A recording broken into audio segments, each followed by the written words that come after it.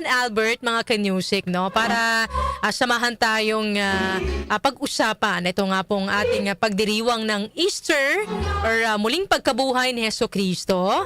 Kasama po natin si Father Arlo Yap ng Society of the Divine Word. Magandang umaga po, Morning, Father Father. Arlo. Father, good morning. Kamukha na putol si Father. Try na lang natin ulit tawagan. Baka na po... Opinion ko. Hello, Father. Good morning. Malinaw po ba kami, Father? Oo, maliwanag naman, malinaw kasi lino ng pag-ibig mo at pagmamahal mo. Yun. Ayun. Good morning, Thank you, Father. Father. Happy Easter po. Apo, maraming salamat po sa pagpapaunlak sa amin ngayong umaga po na ito, no? Pinag-uusapan namin, Father, yung ating pong pagdiriwang ng Easter o muling pagkabuhay po ni Jesucristo. So ano po ba, Father, yung importansya po ng Easter sa Catholic faith or spiritual na meaning po nito? Yung pag-iisip ko, yung pagkabuhay ni Jesucristo, ginapin niya yung kamatayan natin, yung death natin, at dahil doon, nagkaroon tayo ng panibagong buhay. Mhm. Kaya nga, Albert at saka Darlene, habang may buhay, may pag-asa, di ba? Amen. Yes. Opo. Habang may buhay, may pag-asa. In reality, pag namatay tayo, period na yun, period na. Hanggang doon na lang yung pag-asa natin. Yes po. Pero dahil sa muling pagkabuhay ni Jesucristo, muli tayo na buhay, at dahil sa muli tayo na buhay, kaya tayo na muli ng pag-asa. Naulit yung pag-asa sa atin dahil siya muli na buhay sa ating mga kamatayan. Mhm. Father, karaniwang kinakabit ang Easter sa bagong simula. Sabi niyo nga rin ho, bagong pag-asa at bagong sibol ng buhay. Bakit po ganito ang ating pagtingin sa Easter bilang Katoliko po? Malaking kaliwanagan yan sa buhay natin. Kasi sa totoo lang, ang dami natin kadiliman. Kamukha nung usapan nyo kanina, tungkol sa mga gera-gera, Mhm. ang dami natin kadiliman. At ang bawat kadiliman, yung bawat dilim, sa akin, tawag ko disconnectivity. Mhm. Disconnectivity. Kaya nga, yung death na dinala ni Jesus, yung kanyang kamatayang death niya, sa akin na-realize ko kahapon, the inspiration of the Holy Spirit, death for me is also disconnectivity. Mhm. Again, death is disconnectivity. Halimbawa, pagka disconnected ka, para ka namatayan. Example, Mhm. ito, meron kang Zoom meeting. O kaya gumagamit ka ng Wi-Fi. Yes. Tapos nawala yung Wi-Fi mo. Ay, nako, namatay na naman ako. Oo. Iyak-iyak ka kasi disconnected ka, di ba? Correct. Yes. Oh. So every death is disconnectivity. Kaya tayo sa kasalanan, na nagkasalan, we were disconnected kay God. Mhm. But because of Jesus muling nabuhay, we are again connected with God and with each other. Opo. Mhm. Kaya nga yung resurrection for me is continuation ng ating, we came to life because of our connectivity with God. For me, that's Easter. Thank you, Father. Father, papaano naman po magiging refleksyon or sasalamin po sa ating buhay ito pong Easter?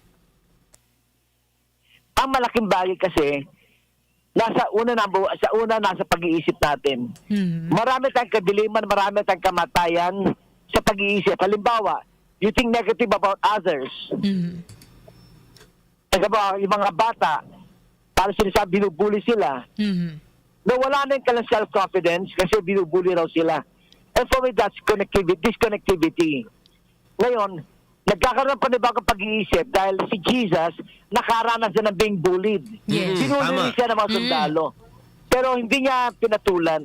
Mhm. Imbis, ginawa niya ng paraan para maroon sila maintindihan nila. Kaya nga, sabi nga, di ba, Father, yung iba tayo, pagka nabubuli tayo, gumagante, may revenge. Oo. Pero yung sinabi ni Jesus ay, Father, forgive them because they do not know what they are doing. Mhm. Oo. Actually, gusto ko yung ginawa ni Jesus sa unang salita niya. Father, forgive them for they don't know what they're doing. Mhm. Parang gumagawa ka ng dahilan para maintindihan mo sila. Correct, Yes. oo. Oh, halimbawa, nakaranas ako nung kay batang pari pa, cute pa ako noon, na meron ako nakaaway na pare. Mhm. In short, gusto ko nang lumabas doon umalis doon sa parokya na yon Aha. kasi inaway niya ako. Mhm. Habang ako yung nagmumuni-muni, sabi ko, naalala ko sinabi, Father, forgive them for they do not what they do. So si Mm-mm. Jesus, nagdahilan para sa mga kaaway niya. Sa loob ko, o nga no, I reason out doon sa nakaaway kong pare. Halimbawa, sabi ko, kaya niya ako pinagalitan kasi hindi pa siya nagkalmusal. Kaya niya ako pinagalitan kasi ayaw niya maistorbo. Alam mo, naka-move on ako dahil sa ganung pag-iisip na hindi ko pinatulan yung umaway sa akin. Oo Tama. nga, magandang Ganun ano yan, talaga no? yun. Magandang i-apply din yan sa ating personal na pamumuhay, Correct, oo. Albert, no? Kasi gulo talaga pag Oo.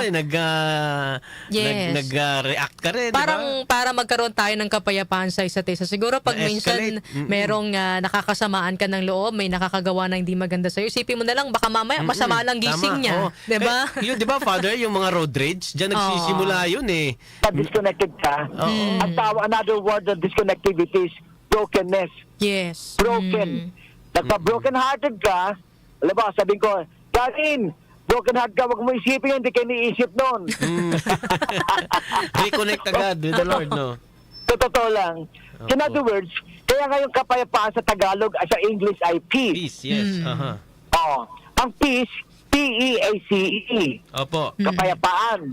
Pero another word for peace is being one piece. P-I-E-C-E. P-I-E-C-E. Isang brokenness na hiwa-hiwalay, naging isang piraso uli. One piece. You make one piece, you become at peace.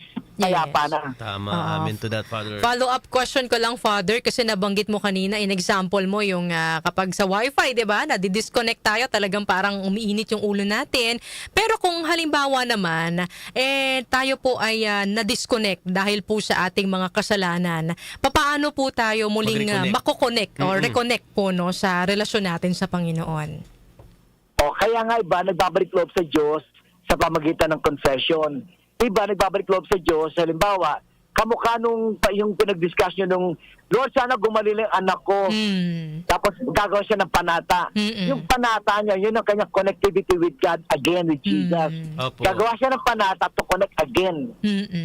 So, ang ginagawa ni iba, bilang Catholics, number one, going to confession Yes. para makakonect tayo lahat.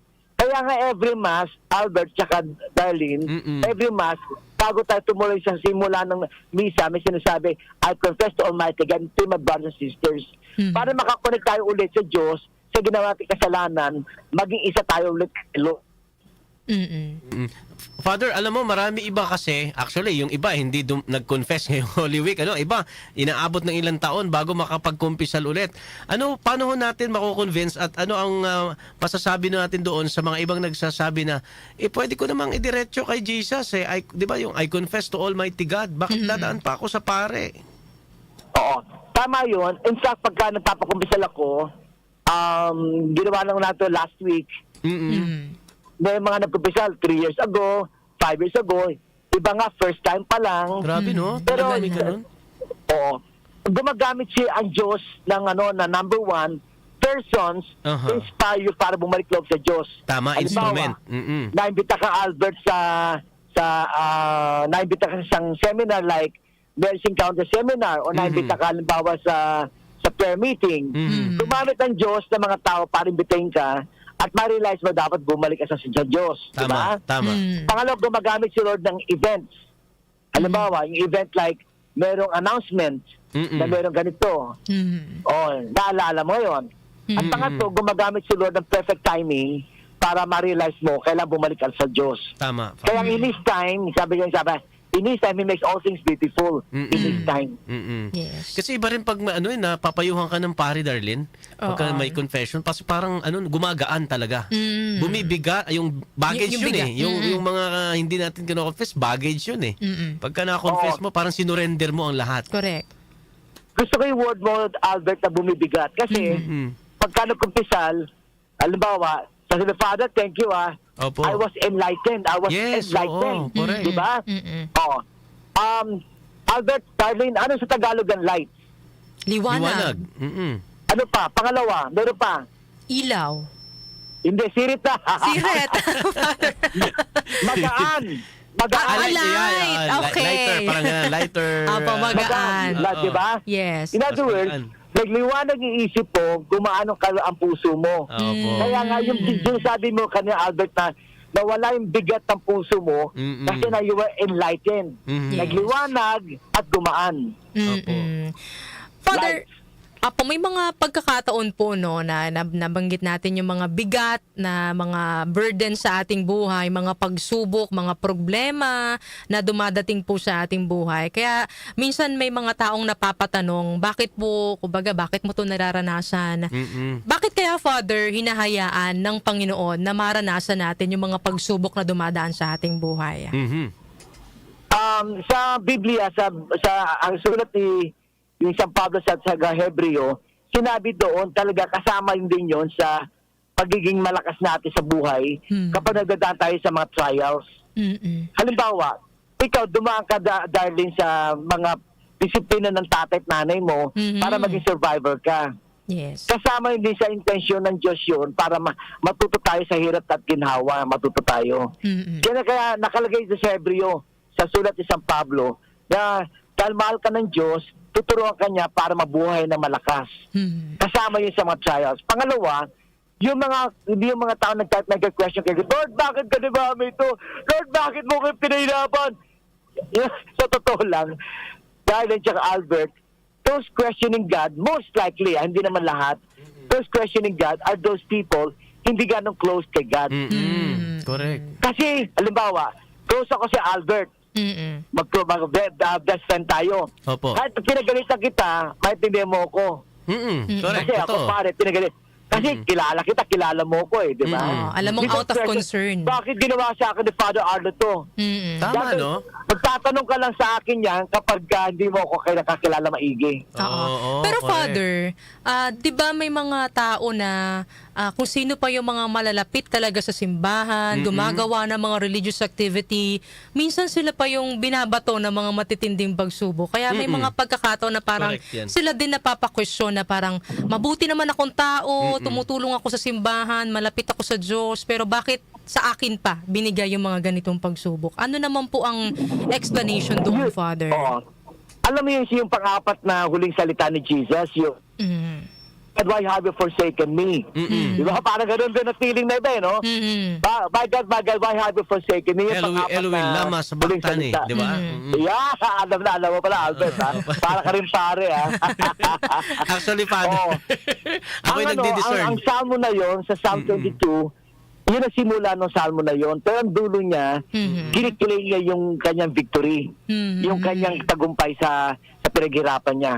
Ngayon, balik tayo sa tanong mo, Darlene, binibigay ng Diyos sa atin yan para makita natin na bandang dulo, kailangan natin ng Diyos sa buhay natin. Yes. Kahapon Para po, makilala, ma-realize natin, bandang dulo, kilala natin. Ngayon, yung mga nagsinasabi nag-serve, minsan, totoo yun. Ako, nasa parish din ako. Opo. Pero, nagkataon, merong lately lang, at about last week lang, during Holy Week mismo, may kaunting misunderstanding sa isang ministry ng aming parokya. Ginamit ako ni Lord para magkabati sila. So, yung tanong na yon, sinasagot din ng Lord with 3 elements din. Opo. 1 is persons, 2 events, 3 perfect timing. Totoo yun, darling. Sasagot siya with these 3 elements. Alam mo, Father, kagabi, kasi sabi ko nga kanina, di ba, nung pagka Easter Mass, laging meron yung Parang renewal of tinatanggi mo ba vow. si Satanas, ang mga gawa ni Satanas, yung parang nagre-renew rin tayo ng faith natin, di ba? Kahapon, Father, dapat kami, nagro-rosary kami doon sa mga kasama ko kahapon din sa Montalban. Pero nagkatamaran. Yung parang ako lang yung nag-invite na, tara mag-grocery tayo. Busy pa ganun. Parang ako rin, napatanong na, oo nga, sige rin, next time na lang. Alam mo, Father, habang pagkatapos kumain, biglang natulala ako. Hindi ko rin alam. Tinatanong pala ako, parang napapaisip ako. Pero alam mo, Father, grabe yung naging bulong sa akin. Naramdaman ko talaga yung interference ng evil. Na parang, oo, tama yan. Wag mong paniwalaan yan. Parang may sulsul. Oo. As in, Father, totoo po yun. Talagang goosebumps ako kagabi. Sabi ko, ano to? Bakit? Paano, anong nun, Father? Anong explanation ng mga Kaya ganong nga. pangyayari? Kaya nga yung naramdaman mo, Albert, is an expression ng devil para ma-disconnected sa Diyos. So every evil is meant to be disconnected with God. Kaya yung kasalanan, ang pinaka-basis ng disconnectivity sa Diyos. Okay? Now, gumagamit si Lord kasi kamukha nun, na-realize mo, nagkaroon ka ng goosebumps. Totoo Talagang yun. kasi malapit ka sa Diyos nararamdaman mo siya. Oo. Malapit ka kasi. Iba hindi nakakaramdam, depende sa relationship talaga. So kung hindi ka malapit sa Diyos, Father, matatangay ka ng mga bulong. Kaya siguro may napuposes, Father, no? Oo. Tika lang ba, kayong Darlene tsaka Albert, bilang broadcasters ng 774 DWWW, kayo magkatingin na lang kayo, alam mo na kung anong gusto mo sabihin eh. Yes. Kasi magkakilala kayo maigi eh. Correct. Kahit even kahit di sinasabi, darling, kung ano yung dapat mong sabihin during broadcasting, magkatingin na lang kayo, alam mo na gusto mo yung sabihin, Albert eh. Yes. Tama po yan. Kasi magkakilala kayo. Same thing with God, same thing. Kapag magkilala kayo ni Lord, malapit ka, sensitive ka sa kanyang movements. Oo. Alam niyo yung ginawa ng mga kasamahan ko kagabi? Mayroon silang holy water. Inano ako, yung pinahiran, tsaka in-sprinkle sa akin. Tapos, Father, alam mo po yung nag-grocery ako. Doon ako nag-grocery talaga ng taimtim. Tapos parang lumuluha ako pag nag-grocery. Sabi ko, Lord, thank you very much. Hindi mo hinayaan na ma-entertain ko tong ganito mga thoughts. Pag-iisip. Grabe. Yes. Oo, it means, actually, isang sinyalis noon, in-affirm ni Lord yung ginagawa. In-affirm ni Lord yung yung devotion mo kay Lord. Yes. In-affirm niya, kaya naramdaman mo yung kagabi. Opo. Father, ngayon, lagi nating nakikita to na nagkakaroon ng mga mental health problem, no? Yan, oo. Sa ating bansa. Ito po yung isang matinding hamon sa bawat isa po. Paano naman po yung maaaring gawin para mas maging matatag po tayo sa buhay? Kasi po yung mga hamon na ating pong pinagdaraanan, talagang nakaka-apekto po ito sa ating mental health, Lalo na yung Father. mga kabataan ngayon, Mm. Darlene at Father. Alam niyo kung napansin ko sa mga magulang, nagkakaroon yung mga kabataan ng mental health kasi yung mga magulang, they're more correction than affirmation. More corrections than affirmation. Maraming galit ang mga magulang. Kaya yung mga bata, tumataas ngayon ang rate ng depression, dumoble po after 5 years, dumoble ang rate of depression, tsaka dumoble rin rate ng suicide. Kasi yung mga bata nawawala ng sarili nila. Number one, sa family culture. May mga kultura kasi pamilya na mas maraming galit ang mga magulang kaysa sa affirmation. Kaya mga bata na nagkakaroon separation sa kanila. They're disconnected. Pangalawa, yung connectivity ng mga bata sa social media, hindi sila connectivity sa family. Yeah. Kaya they listen more sa opinion na nasa social media, Correct. which is hindi mo alam kung bakit. I mean, kung ano yung dahilan. But eventually, napapasama yung mga bata dahil sa connectivity with social media rather than family. Kaya nga suggestion ko, connectivity uli, nung Semana Santa, sabi ko, simulan ng mga magulang, huwag gagamit ang cellphone habang kumakain. Yes. Lalagyan ng Disiplina cellphone talaga. nila sa isang basket, susunod yung mga anak, ilagay yung mga cellphone sa basket, magkwento sila habang kumakain. Oo. Connectivity kasi. Tapos Tsaka- affirmation ng mga magulang sa mga anak nila. Tsaka Father, no, yung talagang tuwing linggo, make sure na yung mga parents, sinasama nila talaga yung mga anak Magsimba. nila sa simbahan. May isa nga akong pare, Father, na sa homily niya, parang sabi niya, kakabahan na daw tayo kapag wala na daw po tayong naririnig na maiingay na bata sa loob ng simbahan. Kasi di ba, Father, parang minsan naiinis tayo kapag sa kasagsagan ng misa, may mga batang takbo ng Umiiyak. takbo, umiiyak. Pero sabi po nung Father na yon sa kanya pong homily, kabahan na tayo kapag wala tayong naririnig Correct, na tama. batang nagtatakbuhan, umiiyak sa loob ng simbahan. Kasi ibig sabihin, kumbaga hindi na naituturo ng mga magulang sa mga bata yung pananampalataya. Darlene, Albert, sa parokya ko, Santo Niño de Villago, Quasay Parish, dito sa E. Rodriguez, Quezon City. Sa totoo lang ako 42 years na akong pare. 42 years na akong pare. Never ako naggalit sa misa. Never. At pag may mga bata naglalaro, kahit na pa, yung time na nagdadasal ng consecration, hindi ko pinapagalitan. Hindi ako nagagalit. Kasi nga, yung mga bata, connectivity sa atin. Yes. Kaya hindi ko pinapagalitan. Tapos, ang mga tao naman, napapresyo, ang presyo ng mga tao habang may naglalaro ng bata habang nagmimisa, dalawa. One, yung presyo ng mga tao doon sa parents. Pabira naman yung mag-pension, hindi makinuha yung anak, di ba? Ganun yung pressure, di ba? Yes po. Sa mga... Pangalawa, ang pressure lang sa pare, tungkol sa pare, baka mag si father, di ba? Sa totoo lang, kahit na naglalaro yung bata habang ako nagmimisa, I will pause a while, sabihin ko sa mga tao, I'm okay. Pag sinabi ko, I'm okay, biglang magre-relax yung mga tao, magre-relax. Yes. I'm okay. Tapos, sa amin, sa kalakaran namin, ako bilang pare, talagang binabati ko yung mga bata, 6'7", 6'7", tatawa yung mga bata. So yung mga bata, pagka sign of peace, yung sign of peace sa visa, maniwala kasi hindi, around 20 to 30 mga bata age from 2 years old to 12 years old, tatakbo sa harapan ko, yayakapin nila ako sabay-sabay. Nakakatuwa po, no? Tumatakbo magmula sa likod. Tapos nakakatawa kami, mga 2 years old nga, kagabi, sumakit doon sa muna dapa pa ng kaunti. Nagsiga, kumari yung mga tano bigla. Pero yung bata, dire-diretso pa, tapos tatantalon yung makap sa akin, nakangiti. Alam mo, very inspiring. Siguro padala kita ng video one time para makita mo yung mga bata. Connectivity sa simbahan. Tawa, ang saya-saya nila. Father, kahapon po, nawika ni Manila Archbishop Jose Advincula ang mga salita ni Pope Francis na we celebrate Easter this year in a time of war, a piecemeal Third World War. Mas makangahulugan ba itong challenge ito ngayon na maiparamdam sa isa't isa ang diwa ho ng Easter? Alam mo, sa totoo lang, yung nabanggit si Trump kanina, talagang blessing sa akin, ang naging Pope natin sa Amerikano. Opo. Yes, correct ka dyan, Father. Oo. Bakit?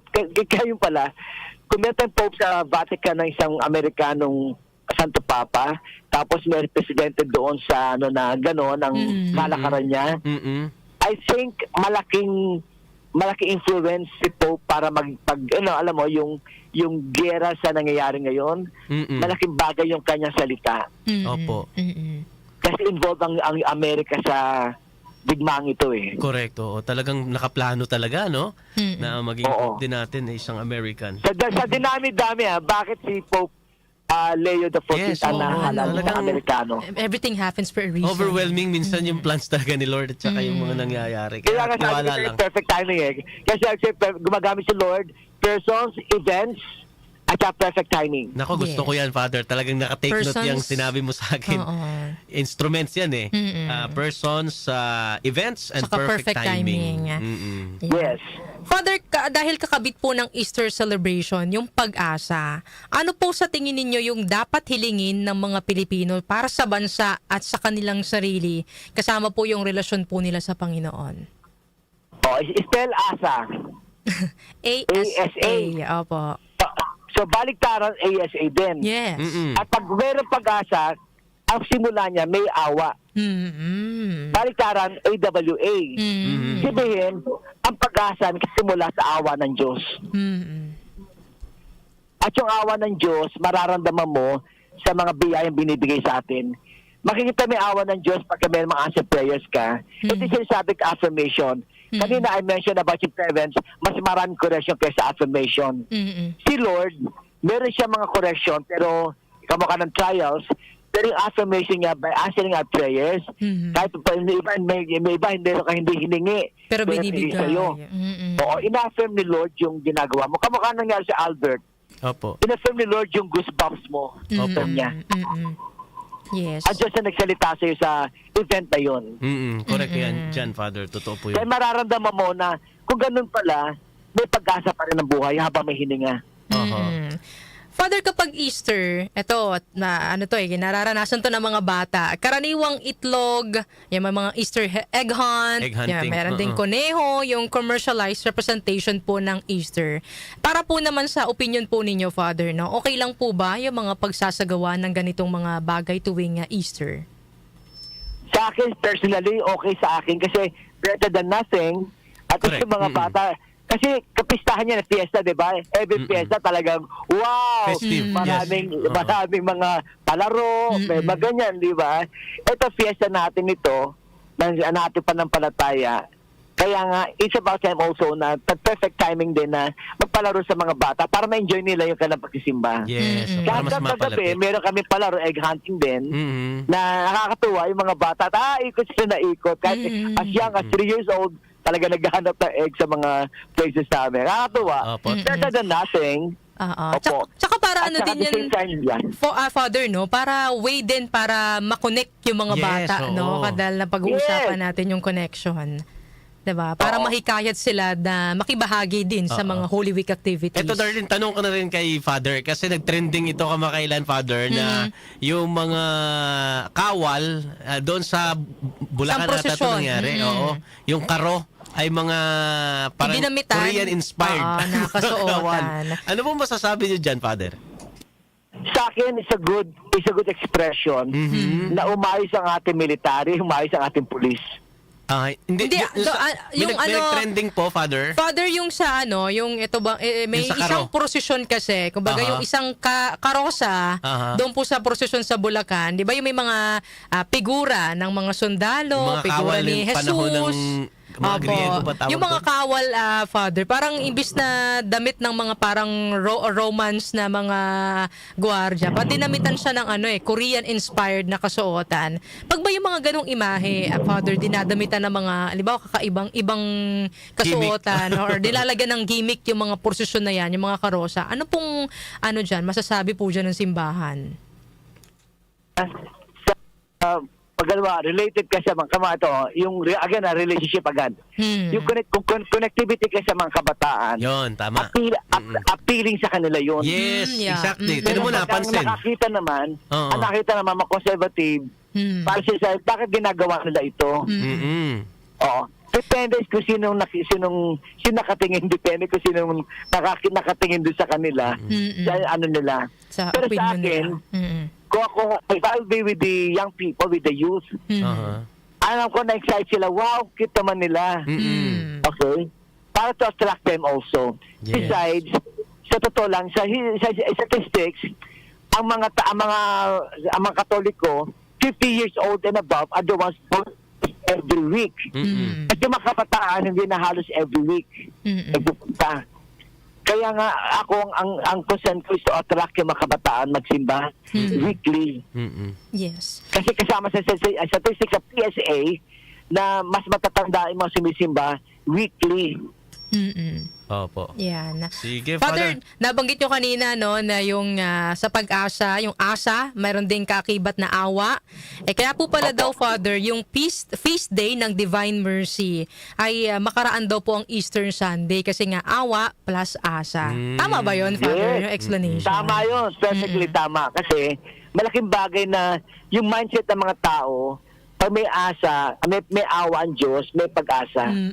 Kaya kung minsan, alam mo, pag halimbawa, pagka may hinihingi ka, may awa ang Diyos, di ba? Pag may hinihingi ka.